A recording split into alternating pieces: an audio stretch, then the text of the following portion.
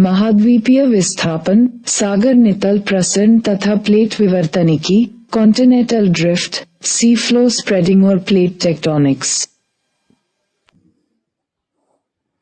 परिचय, इंट्रोडक्शन। आज पृथ्वी के 29% भाग पर महाद्वीपों का विस्तार मिलता है तथा 71% भाग पर महासागरों का। विश्व के मानचित्र में महासागरों और महाद्वीपों की जो स्थिति आज दिखाई पड़ती है, वह प्राचीन स्थिति से भिन्न है। आने वाले दिनों में भी पृथ्वी पर महासागरों तथा महाद्वीपों की स्थिति में भिन्नता नजर आएगी। भूवैज्ञानिकों के अनुसार महाद्वीपों और महासागरों की अवस्थिति में परिवर्तन हुआ है और अभी भी हो रहा है, अर्थात महाद्वीपों व महासागरों का जो स्वरूप हम आज मानचित्र पर देखते हैं वो न तो पूर्व में ऐसा था और न ही भविष्य में वैसा रहेगा। महाद्वीपीय विस्थापन सिद्धांत महाद्वीपों और महासागरों की वर्तमान विन्यास की व्याख्या करने का प्रयत्न है, जिसे विभिन्न भूगोलवेत्ताओं द्वारा समय समय पर व्याख्यायित किया गया है। 1569 में डच भूगोलवेत्ता अब्राहम और टेलियस ने सर्वप्रथम इस संभावना को व्यक्त किया कि दक्षिणी व उत्तरी अमेरिका, यूरोप तथा अफ्रीका एक साथ जुड़े हुए थे। एंटोनियो पेल्ग्रिनी ने एक मानचित्र बनाया जिसमें 3 महाद्वीपों को इकट्ठा दिखाया गया। 1908 में अमेरिकी भूवैज्ञानिक टेलर ने महाद्वीपीय प्रवाह सिद्धांत प्रतिपादित किया जो स्थल के क्षैतिज स्थानांतरण के विषय में था। इस सिद्धांत में महाद्वीपीय प्रवाह का मुख्य कारण ज्वारीय शक्ति को बताया गया। 1912 में जर्मनी के एल्फ्रेड वेगनर ने महाद्वीपों तथा महासागरों के प्रवाह से संबंधित महाद्वीपीय विस्थापन सिद्धांत दिया। आगे के वर्षों में सागर नितल प्रसरण तथा प्लेट विवर्तनिकी जैसे सिद्धांत महाद्वीपों तथा महासागरों की पूर्व तथा वर्तमान स्थिति को प्रदर्शित करते हैं तथा पूर्व के सिद्धांतों में सुधार कर महासागर व महाद्वीपों की गति के सिद्धांत को मजबूती प्रदान करते हैं। अल्फ्रेड वेगनर का महाद्वीपीय विस्थापन सिद्धांत। महाद्वीपों की क्षैतिज गतिशीलता या महाद्वीपीय विस्थापन की संकल्पना 1912 में वेगनर द्वारा प्रतिपादित की गई। इस सिद्धांत की यह मान्यता थी कि पृथ्वी की आकृति में होने वाले परिवर्तन मुख्यतः महाद्वीपों के स्थानांतरण के कारण होते हैं। वेगनर ने अपने सिद्धांत का प्रतिपादन 2 तथ्यों के आधार पर किया। प्रथम, अत्यधिक दूरी पर स्थित महाद्वीपों में उपस्थित जीवाश्मीय अवशेष एवं भौगोलिक निर्माणों में आश्चर्यजनक समरूपता दिखाई पड़ती है।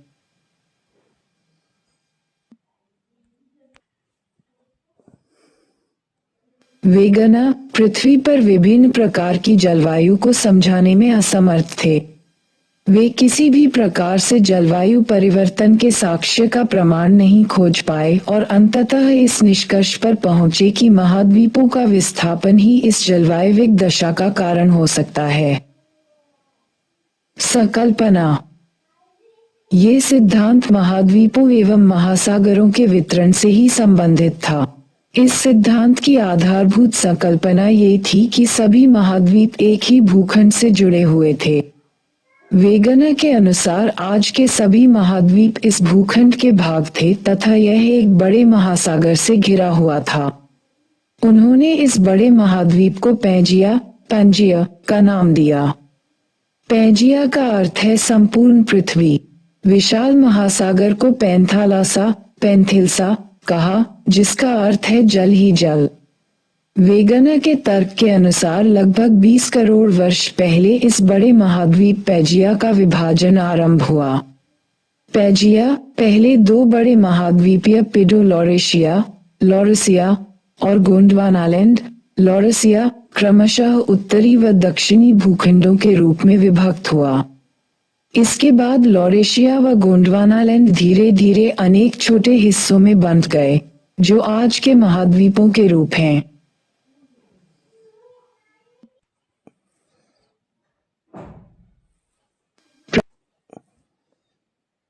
प्रवाह संबंधी बल। वेगनर के अनुसार महाद्वीपीय विस्थापन के दो कारण थे। पोलर या ध्रुवीय फ्लीट बल, पोलर फ्लीइंग फोर्स। ज्वारीय बल, पोलर फ्लीइंग फोर्स। ध्रुवीय फ्रेलिन बल पृथ्वी के घूर्णन से संबंधित है। आप जानते हैं कि पृथ्वी की आकृति एक संपूर्ण गोले जैसी नहीं है, वरन ये भूमध्य रेखा पर उभरी हुई है।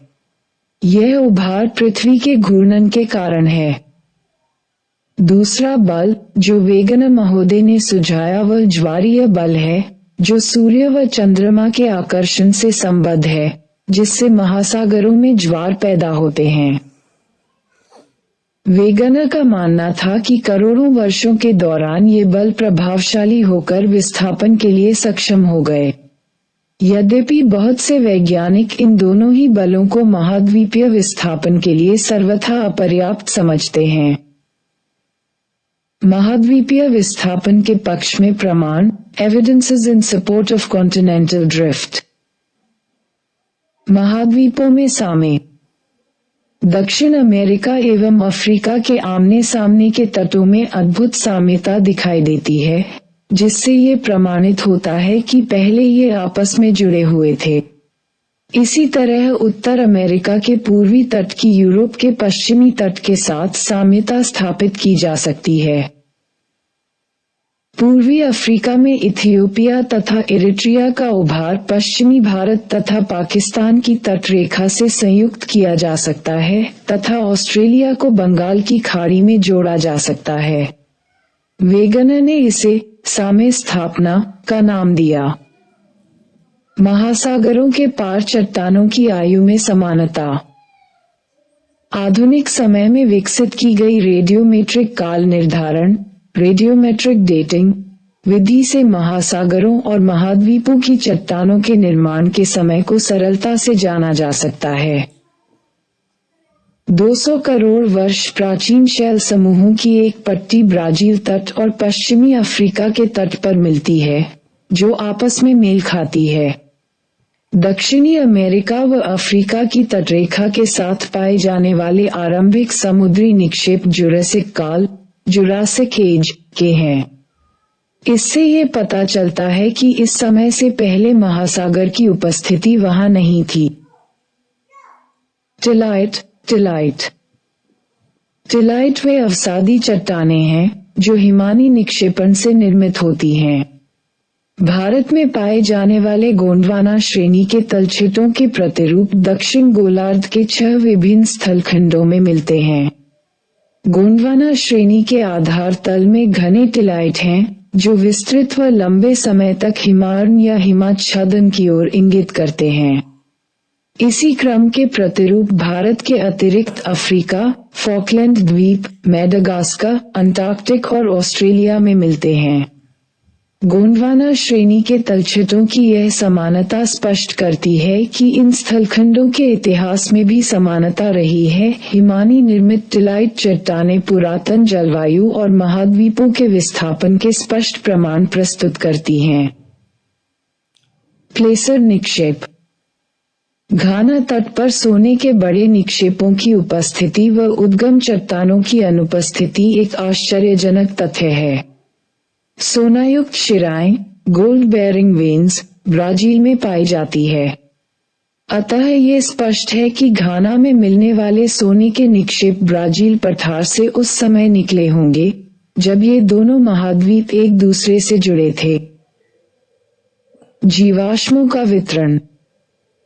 यदि समुद्री अवरोधक के दोनों विपरीत किनारों पर जल व स्थल में पाए जाने वाले पौधों व जंतुओं की समान प्रजातियां पाई जाएं, तो उनके विवरण की व्याख्या में समस्याएं उत्पन्न होती है। इस प्रेक्षण से ही लेमूर भारत, मेडागास्कर व अफ्रीका में मिलते हैं। कुछ वैज्ञानिकों ने इन तीनों स्थलखंडों को जोड़कर एक सतत स्थलखंड लेमुरिया की उपस्थिति को स्वीकारा। मेसोसोरस नाम के छोटे रेंगने वाले जीव केवल उथले खारे पानी में ही रह सकते थे। इनकी अस्थियां केवल दक्षिण अफ्रीका के दक्षिणी केप प्रांत और ब्राजील में इरावर शैल समूह में ही मिलते हैं। ये दोनों स्थान आज एक दूसरे से 4,800 किलोमीटर की दूरी पर हैं और इनके बीच में एक महासागर विद्यमान है। साम्य विस्थापन। वेगन के सिद्धांत का मूल तत्व महाद्वीपों की साम्य स्थापना है, परंतु कई विद्वानों ने इसे त्रुटिपूर्ण बताया है। उनका विचार है कि साम्य स्थापना किसी सीमा तक ही शुद्ध है। यदि दक्षिणी अमेरिका को गिनी के तट से मिलाया जाए तो उसमें 15 डिग्री का अंतर रह जाता है।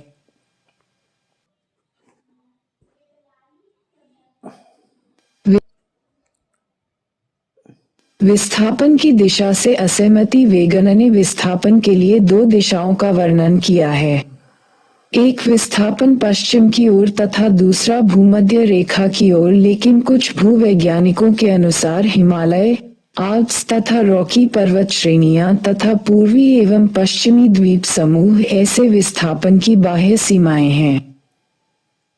महाद्वीपों का वर्तमान वितरण विस्थापन के अनुकूल नहीं। वेगन की मान्यता है कि महाद्वीपों का एक विस्थापन भूमध्य रेखा की ओर हुआ। यदि यह सत्य है तो अधिकांश महाद्वीपों को भूमध्य रेखा के पास ही एकत्रित होना चाहिए, परंतु ऐसा नहीं है। विस्थापन के लिए शक्तियों का अपर्याप्त होना। पश्चिमी दिशा तथा भूमध्य रेखा की ओर विस्थापन के लिए वेगन ने जिन शक्तियों का उल्लेख किया है, विद्वानों ने उन्हें बहुत ही अपर्याप्त बताया है और इनकी कड़ी आलोचना की है। महाद्वीपों का पश्चिम की ओर विस्थापन करने के लिए वेगन ने जिस ज्वारीय शक्ति का वर्णन किया है वह नितांत ही असंभव है, और यदि इसे संभव मान भी लिया जाए तो यह 1 वर्ष में ही पृथ्वी के घूर्णन को बंद कर देगी। वनस्पति संबंधी आपत्ति। कार्बोनिफेरस युग के हिम प्रवाह के साथ साथ वेगन ने उस काल की ग्लोसोप्टेरिस वनस्पति के चिन्ह भी भारत, दक्षिणी अफ्रीका, दक्षिणी अमेरिका, फाकलैंड द्वीप, अंटार्कटिका और ऑस्ट्रेलिया में फैले बतलाए हैं। वैज्ञानिकों ने इस तथ्य को निराधार बताया है। यह वनस्पति चिन्ह केवल वेगन के बतलाए हुए स्थानों के अतिरिक्त भी अन्य स्थानों पर भी पाए गए हैं। समय संबंधी आपत्ति। कई वैज्ञानिकों ने वेगन सिद्धांत के विरुद्ध समय संबंधी आपत्ति उठाई है। वेगन ने यह माना है कि पैजिया का विघटन पुराजीव कल्प में शुरू हुआ। विद्वानों को आपत्ति है कि इस युग से पहले इसे किस शक्ति ने जोड़े रखा था। महासागरीय अधतल का मानचित्रण। Mapping of the ocean floor. महासागरों की बनावट और आकार पर विस्तृत शोध ये स्पष्ट करते हैं कि महासागरों का अधतल एक विस्तृत मैदान नहीं है, वरन उनमें भी उच्चावच पाया जाता है। युद्धोत्तर काल, पोस्ट वॉर पीरियड में महासागरीय अधतल के निरूपण अभियान ने महासागरीय उच्चावच संबंधी विस्तृत जानकारी प्रस्तुत की और ये दिखाया कि इसके अधस्थली में जलमग्न पर्वतीय कटके व गहरी खायां हैं, जो प्रायः महाद्वीपों के किनारों पर स्थित हैं। मध्य महासागरीय कटके ज्वालामुखी गार के रूप में सबसे अधिक सक्रिय पाई गई। महासागरीय पर्वती की चट्टानों के काल के निर्धारण डेटिंग ने ये तथ्य स्पष्ट कर दिया कि महासागरों के नितल की चट्टानें महाद्वीपीय भागों में पाई जाने वाली चट्टानों की अपेक्षा नवीन हैं। महासागरीय कटक के दोनों तरफ की चट्टानें, जो कटक से बराबर दूरी पर स्थित हैं, उनकी आयु व रचना में भी आश्चर्यजनक समानता पाई जाती है। महासागरीय अधतल की बनावट। Ocean flow configuration. गहराई व उच्चावच के प्रकार के आधार पर महासागरीय तल को 3 प्रमुख भागों में विभाजित किया जा सकता है। ये भाग हैं: महाद्वीपीय सीमा, कॉन्टिनेंटल मार्जिन्स, यह महाद्वीपीय किनारों और गहरे समुद्री बेसिन के बीच का भाग है। इसमें महाद्वीपीय मग्नतट, महाद्वीपीय ढाल, महाद्वीपीय उभार और गहरी महासागरीय खायां आदि शामिल हैं। वितलीय मैदान, अबिसल प्लेन्स, ये विस्तृत मैदान महाद्वीपीय तटों व मध्य महासागरीय कटकों के बीच पाए जाते हैं। वितलीय मैदान वह क्षेत्र है जहां महाद्वीपों से बहाकर लाए गए अवसाद इनके तटों से दूर निक्षेपित होते हैं। मध्य महासागरीय कटक, मिड ओशियानिक रिजेस। मध्य महासागरीय कटक आपस में जुड़े हुए पर्वतों की एक श्रृंखला बनाती है। महासागरीय जल में डूबी हुई ये पृथ्वी के धरातल पर पाई जाने वाली संभवतः सबसे लंबी पर्वत श्रृंखला है। इन कटकों के मध्यवर्ती शिखर पर एक रिफ्ट, एक प्रभाजक पठार और इसकी लंबाई के साथ साथ पार्श्व मंडल इसकी विशेषता है। मध्यवर्ती भाग में उपस्थित द्रोणी वास्तव में सक्रिय ज्वालामुखी क्षेत्र है। संवहन धारा सिद्धांत। इस सिद्धांत का प्रतिपादन 1930 के दशक में आर्थर होम्स ने किया। होम्स के अनुसार पृथ्वी के मेंटल भाग में रेडियोएक्टिव तत्वों के विघटन से उत्पन्न तापीय भिन्नता के फलस्वरूप संवहन धाराओं की उत्पत्ति होती है एवं पृथ्वी के आंतरिक भाग से चलकर लिथोस्फीयर, स्थलमंडल से टकराती हैं तथा दो भागों में बंट जाती हैं। जहां पर ये संवहनीय धाराएं टकराती हैं वहां का भाग कमजोर हो जाता है तथा कालांतर में संवहन धाराएं अपने प्रवाह के कारण लिथोस्फीयर को विखंडित कर देती हैं, जिससे महाद्वीपों का विखंडन होता है। होम्स ने स्पष्ट किया कि पृथ्वी के मेंटल भाग में संवहन धाराओं का एक तंत्र विकसित होता है, जिसके परिणामस्वरूप स्थलखंडों में एक प्रकार का प्रवाही बल कार्य करता है, जिसके सहारे महाद्वीपीय संचलन की प्रक्रिया संपन्न होती है। जब वायु या तरल राशि गर्म होकर एक सतत धारा के रूप में ऊर्ध्वाधर दिशा में बहती है तो उस प्रवाह को संवहन धारा कहा जाता है। सागर नितल प्रसरण सिद्धांत, सी फ्लोर स्प्रेडिंग थियरी। समुद्र तल के प्रसार की परिकल्पना का प्रतिपादन सबसे पहले 1960 में प्रोफेसर हैरी हेस ने किया था। द्वितीय महायुद्ध के समय तथा उसके बाद के अनुसंधानों के कारण इस समय तक समुद्र तल संबंधी ज्ञान में बहुत वृद्धि हो चुकी थी। विशेष रूप से 1960 तक समुद्र तल के बारे में निम्न महत्वपूर्ण जानकारियां थीं। समुद्र तल के नीचे भूपटल क्रस्ट की मोटाई केवल 6 या 7 किलोमीटर, जबकि महादेशों के नीचे भूपटल की मोटाई 30 से 40 किलोमीटर है। पूर्व में केवल मध्य अटलांटिक कटक, मिड अटलांटिक रिज के बारे में जानकारी थी, किंतु बाद में ये देखा गया कि मध्य सागरीय कटक, मिड ओशियानिक रिजेस न केवल अटलांटिक बल्कि सभी महासागरों में पाए जाते हैं। इनके शिखर गहरे सागरीय मैदान से 2 से 3 किलोमीटर तक ऊंचे हैं और इन कटकों में बड़े पैमाने पर ब्रंशन, फॉल्टिंग तथा ज्वालामुखी क्रिया के प्रमाण मिलते हैं और यहाँ अक्सर भूकंप आते हैं। सागरीय तल चट्टानें कहीं भी क्रिटेशियस काल, क्रिटेशियस पीरियड से अधिक पुरानी नहीं पाई गई थी। क्रिटेशियस काल लगभग 135 मिलियन वर्ष पहले शुरू हुआ था। इन तथ्यों के आधार पर निष्कर्ष निकाला गया कि समुद्र तल सुषुप्त नहीं है, बल्कि पृथ्वी का संभवतः सबसे अधिक सक्रिय और युवा भाग है। हैरी हेस ने ये प्रस्तावित किया कि समुद्र तल गतिशील है और मध्य सागरीय कटकों, मिड ओशन रिजेस पर संवहन धाराओं, कन्वेक्शन करंट्स द्वारा पृथ्वी के मैंटल से गर्म मैग्मा ऊपर उठता है और वहां से दोनों किनारों की ओर फैलता है और फिर महादेशों के किनारे स्थित ट्रेंचेस में जाकर विलीन हो जाता है। इसी प्रसार विधि प्रोसेस ऑफ स्प्रेडिंग द्वारा महासागरों के तल का निर्माण हुआ है, अर्थात सागरीय तल अपेक्षाकृत एक नवीन आकृति है जिसका मध्य सागरीय कटकों पर नव निर्माण होता है और पार्श्विक प्रसार द्वारा जो निरंतर फैलती है और फिर ट्रेंच सिस्टम्स में नष्ट होती जाती है। महाद्वीप प्राचीन होने के बावजूद मेंटल पर संवहन धाराओं के साथ निष्क्रिय ढंग से प्रवाहित होते रहे हैं।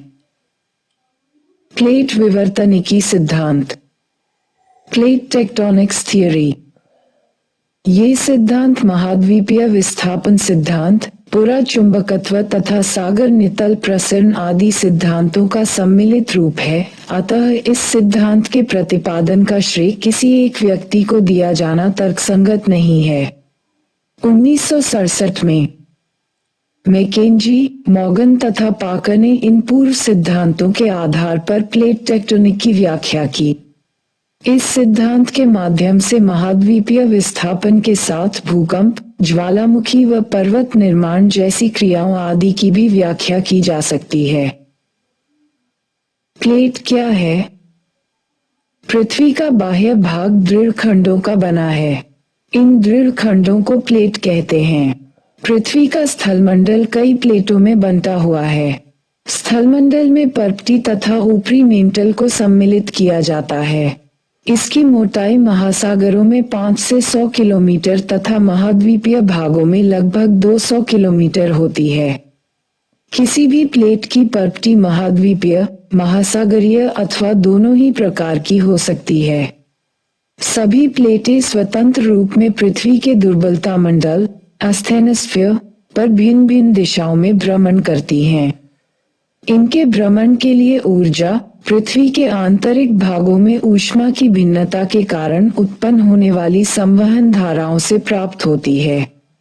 प्लेट विवर्तनिकी के मुख्य लक्षणों को उपर्युक्त चित्र में दर्शाया गया है। पृथ्वी का निर्माण विभिन्न प्लेटों से हुआ है। इन प्लेटों के स्वभाव तथा प्रवाह से संबंधित अध्ययन को प्लेट विवर्तनिकी कहते हैं। ये प्लेटें अपने ऊपर स्थित महाद्वीप तथा महासागरीय भागों को अपने प्रवाह के साथ स्थानांतरित करती हैं।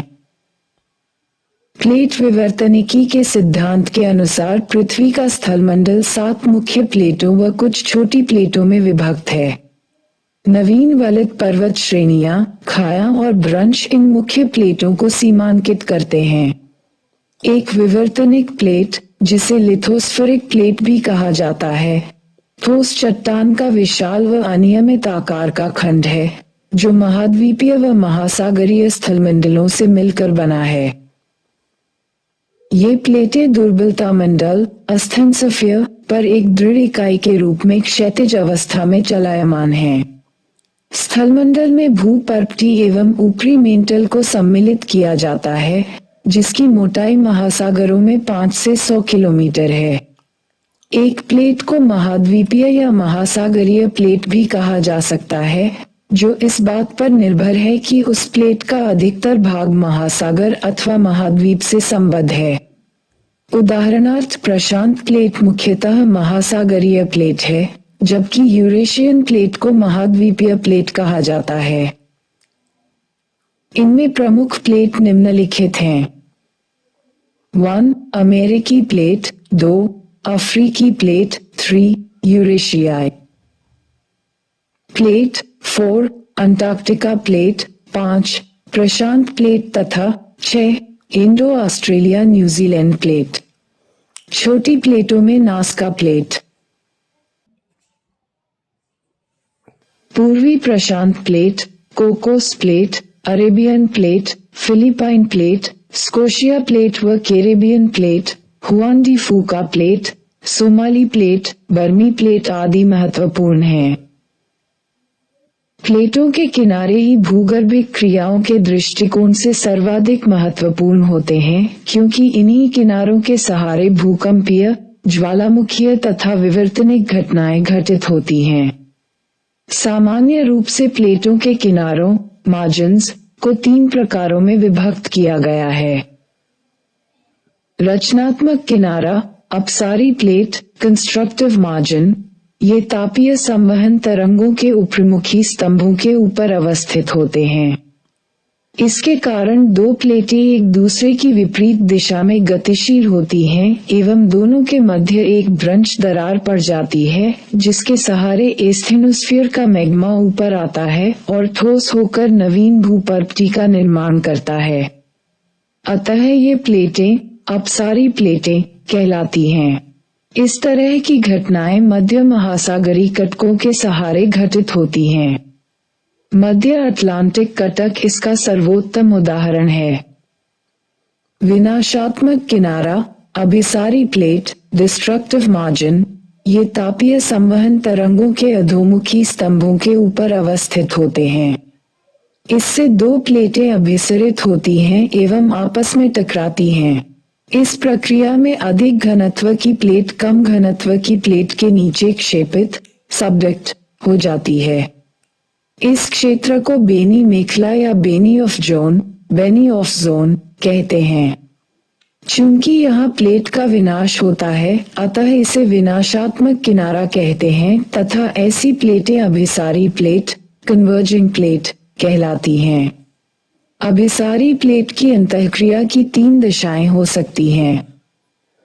जब एक अभिसारी प्लेट महाद्वीपीय व दूसरी महासागरीय हो तो महासागरीय प्लेट अधिक भारी होने के कारण महाद्वीपीय प्लेट के नीचे क्षेपित हो जाती है, जिससे गर्त का निर्माण होता है एवं उसमें अवसादों के निरंतर जमाव व वलन से मुर्दार पर्वतों का निर्माण होता है। उदाहरण के लिए रॉकी व एंडीज पर्वत। बेनी ऑफ जोन में पिघला हुआ मैग्मा ही भूपर्वती को तोड़ते हुए ज्वालामुखी का निर्माण करता है। उदाहरण के लिए अमेरिकी प्लेट का पश्चिमी किनारा जहां पर्वतों का निर्माण हुआ है, वहां अक्सर ज्वालामुखी गार देखने को मिलते हैं। एंडीज के आंतरिक भागों में कोटापेक्सी व चिम्बाराजो जैसे ज्वालामुखी का पाया जाना इसी अंतःक्रिया द्वारा समझा जा सकता है। जब दोनों प्लेट महासागरीय हों तो अपेक्षाकृत बड़े व भारी प्लेट का धंसाव होता है एवं महासागरीय गर्तों व ज्वालामुखी द्वीपों की एक श्रृंखला सी बन जाती है। प्रशांत प्लेट व जापान सागर प्लेट या फिलीपींस प्लेट की अभिसरण क्रिया के द्वारा इसे समझा जा सकता है। जब दोनों प्लेटें महाद्वीपीय हों तो बेनी ऑफ जोन क्षेत्र में क्षेपण इतना प्रभावी नहीं हो पाता कि ज्वालामुखी उत्पन्न हो सके, परंतु ये क्षेत्र भूगर्भिक रूप से अस्थिर क्षेत्र होते हैं एवं यहाँ बड़े मुर्दार पर्वतों का निर्माण होता है। यूरेशियन प्लेट व इंडियन प्लेट के टकराने से तैथिस भूसन्नति के अवसादों के वलन व प्लेटीय किनारों के मुड़ाव से उत्पन्न हिमालय पर्वत का उदाहरण इस संदर्भ में दिया जा सकता है। संरक्षी किनारा, कंजर्वेटिव मार्जिन। जब दो प्लेटें एक दूसरे के समानांतर खिसकती है तो उनमें कोई अंतःक्रिया नहीं हो पाती, अतः इसे संरक्षी किनारा कहते हैं। यहाँ रूपांतर भ्रंश, ट्रांसफॉर्म फॉल्ट का निर्माण होता है। इस सीमा के सहारे न तो प्लेट का क्षय होता है और न ही नई क्रस्ट का निर्माण होता है। उदाहरण के लिए कैलिफोर्निया के निकट निर्मित सान एंड्रियास। फॉल्ट प्लेट प्रवाह दरें, रेट्स ऑफ प्लेट मूवमेंट। सामान्य व उत्क्रमण चुंबकीय क्षेत्र की पट्टियां जो मध्य महासागरीय कटक के समानांतर हैं, प्लेट प्रवाह की दर समझने में वैज्ञानिकों के लिए सहायक सिद्ध हुई हैं। प्रवाह की ये दरें बहुत भिन्न हैं। आर्कटिक कटक की प्रवाह दर सबसे कम है, 2.5 सेंटीमीटर प्रतिवर्ष से भी कम। ईस्टर द्वीप के निकट पूर्वी प्रशांत महासागरीय उभार, जो चिली से 3,400 किलोमीटर पश्चिम की ओर दक्षिण प्रशांत महासागर में है, इसकी प्रवाह दर सर्वाधिक है, जो 5 सेमी प्रतिवर्ष से भी अधिक है। प्लेट को संचालित करने वाले बल, forces for the plate movement. जिस समय वेगनर ने महाद्वीपीय विस्थापन सिद्धांत प्रस्तुत किया था, उस समय अधिकतर वैज्ञानिकों का विश्वास था कि पृथ्वी एक ठोस, गति रहित पिंड है। यद्यपि सागरीय अधतल विस्तार और प्लेटें विवर्तनिक दोनों सिद्धांतों ने इस बात पर बल दिया कि पृथ्वी का धरातल व भूगर्भ दोनों ही स्थिर न होकर गतिमान हैं। प्लेट विचरण करती हैं, ये तथ्य अकाट्य सत्य है। इनकी गति को प्रभावित करने वाले निम्न बल हैं। पृथ्वी का घूर्णन। इस बल के कारण प्लेटों की गति का वर्णन सर्वप्रथम आयलर महोदय ने किया था। पृथ्वी का भूमध्य रेखीय भाग अधिक तीव्र गति से घूर्णन करता है, अर्थात यहाँ पर केंद्रोपसारी बल ध्रुवों से अधिक होता है। इसी कारण यदि कोई प्लेट ध्रुवीय भाग में स्थित होती है तो वह भूमध्य रेखीय क्षेत्र की ओर गति करती है, जैसे भारतीय प्लेट का दक्षिणी ध्रुव से भूमध्य रेखा की ओर प्रवाहित होना। इसी प्रकार इस बल के कारण ऐसी प्लेटें जो उत्तर से दक्षिण तक विस्तृत है वे पूरब से पश्चिम की ओर प्रवाहित होती है, जैसे अमेरिकी व प्रशांत प्लेटों की पश्चिम की ओर गति होना।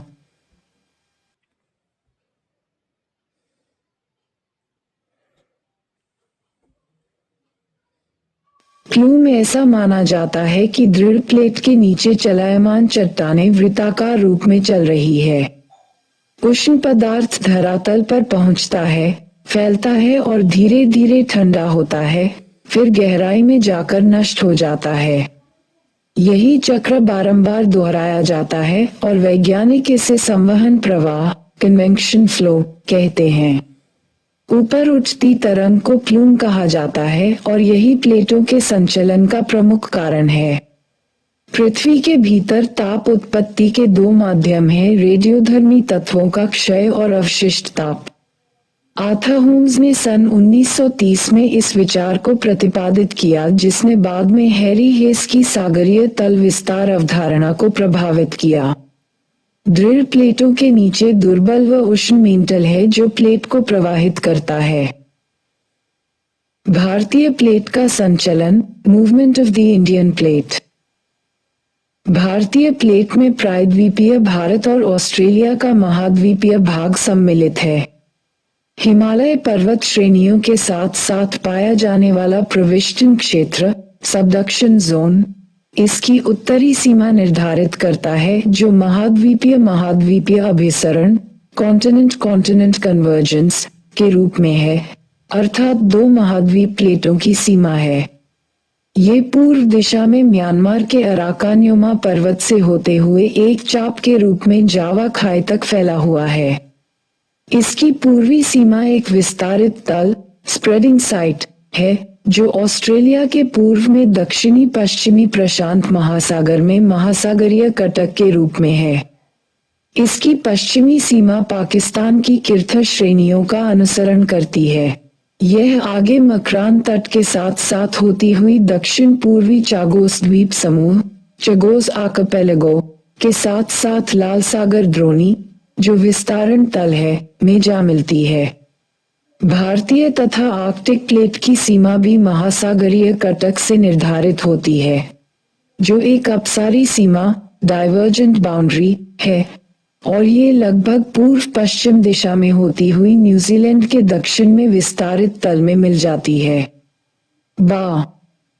गर्त। भारत एक वृहद द्वीप था जो ऑस्ट्रेलियाई तट से दूर एक विशाल महासागर में स्थित था। लगभग 22.5 करोड़ वर्ष पहले तक टेथीस सागर इसे एशिया महाद्वीप से अलग करता था। ऐसा माना जाता है कि लगभग 20 करोड़ वर्ष पहले जब पैंजिया विभक्त हुआ तब भारत ने उत्तर दिशा की ओर खिसकना आरंभ किया। लगभग 4 से 5 करोड़ वर्ष पहले भारत एशिया से टकराया व परिणामस्वरूप हिमालय पर्वत का उत्थान हुआ। आज से लगभग 14 करोड़ वर्ष पहले यह उपमहाद्वीप सुदूर दक्षिण में 50 डिग्री दक्षिणी अक्षांश पर स्थित था। इन दो प्रमुख प्लेटों को टेथीस सागर अलग करता था और तिब्बतीय खंड एशियाई स्थलखंड के करीब था। भारतीय प्लेट के एशियाई प्लेट की तरफ प्रवाह से दक्कन ट्रैप का निर्माण हुआ।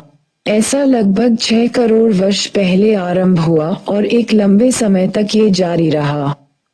याद रहे कि यह उपमहाद्वीप तब भी भूमध्य रेखा के निकट था, लगभग 4 करोड़ वर्ष पहले, और इसके पश्चात हिमालय की उत्पत्ति आरंभ हुई। वैज्ञानिकों का मानना है कि यह प्रक्रिया अभी भी जारी है और हिमालय की ऊंचाई अब भी बढ़ रही है।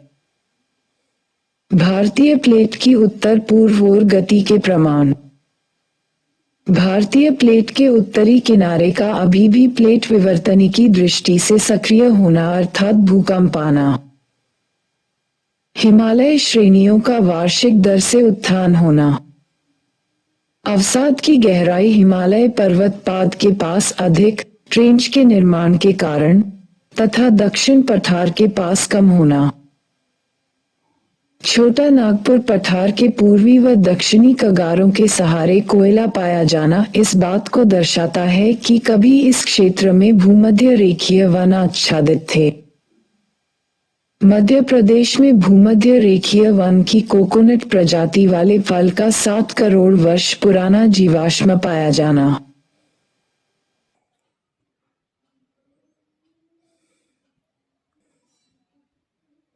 विश्व की प्रमुख प्लेटें। प्रशांत प्लेट, पैसिफिक प्लेट विश्व की सबसे बड़ी प्लेट है। इसने प्रशांत महासागर का अधिकांश भाग घेर रखा है और यह उत्तर पश्चिम दिशा में आगे बढ़ती है। उत्तर अमेरिकी plate, the north American plate, Uttar America के विशाल महाद्वीपीय भाग पर विस्तृत है और साथ ही इसने उत्तरी अटलांटिक महासागर के पश्चिमी भाग का अधिकांश भाग घेर रखा है। ये पश्चिमी दिशा में आगे बढ़ती है। दक्षिण अमेरिकी plate, the south American plate, पूरे दक्षिणी अमेरिका तथा दक्षिणी अटलांटिक महासागर के पश्चिमी भाग में विस्तृत है। ये भी पश्चिम की दिशा में ही आगे बढ़ती है।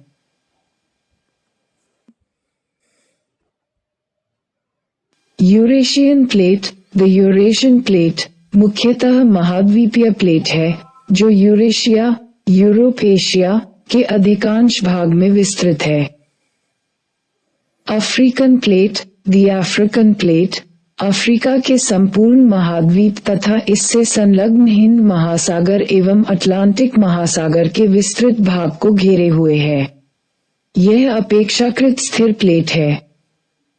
भारतीय plate, the Indian plate, Hind महासागर के अधिकांश भाग, प्रायद्वीपीय भारत तथा ऑस्ट्रेलिया को घेरे हुए है। ये सामान्यतः उत्तरी दिशा में आगे बढ़ती है। Antarctic plate, the Antarctic plate, समस्त अंटार्कटिक महाद्वीप तथा इसके इर्द गिर्द स्थित सभी समुद्री भागों में विस्तृत है। इसके विभिन्न भाग विभिन्न दिशाओं में आगे बढ़ते हैं। Nazca plate, the Nazca plate, दक्षिणी अमेरिका के पश्चिम में प्रशांत महासागर के दक्षिणी पूर्वी भाग में स्थित है और यह पूर्वी दिशा में आगे बढ़ती है। Dot Cocos plate, the Cocos plate एक छोटी सी प्लेट है जो दक्षिणी अमेरिका के पश्चिम में स्थित है। यह उत्तरी दिशा में आगे बढ़ती है। कैरिबियाई प्लेट, द कैरिबियन प्लेट कैरिबियाई सागर में है और इसके किनारे ट्रांसफॉर्म भ्रंश प्रकृति के हैं। Philippines plate, Philippines plate Philippines द्वीप समूह को घेरे हुए है और यह पश्चिम की ओर अग्रसर है। Arabian plate, the Arabian plate समस्त अरब प्रायद्वीप पर विस्तृत है और उत्तर पूर्वी दिशा में आगे बढ़ती है। महाद्वीपीय एवं महासागरीय नितलेह एक नजर में। पृथ्वी के 29% भाग पर महाद्वीप तथा बाकी भाग पर महासागर फैले हुए हैं।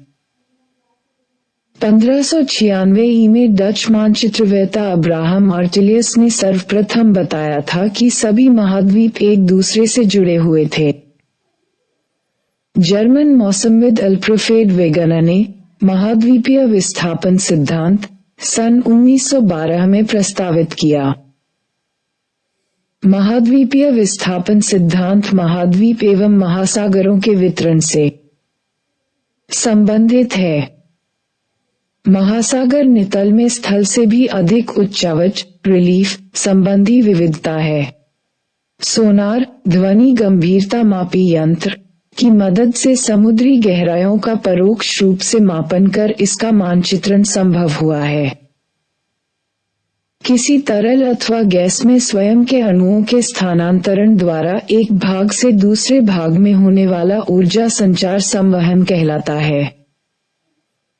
संवहन धारा सिद्धांत 1930 में आर्थर होम्स द्वारा दिया गया। 1960 में हेरी हेस द्वारा सागर नितल प्रसरण का सिद्धांत प्रतिपादित किया गया जो धरातलीय सतह के विस्तार की संकल्पना प्रस्तुत करता है। स्थलीय दृढ़ भूखंड को प्लेट कहा जाता है। संपूर्ण पृथ्वी 6 बड़ी तथा अन्य छोटी प्लेटों से निर्मित मानी जाती है।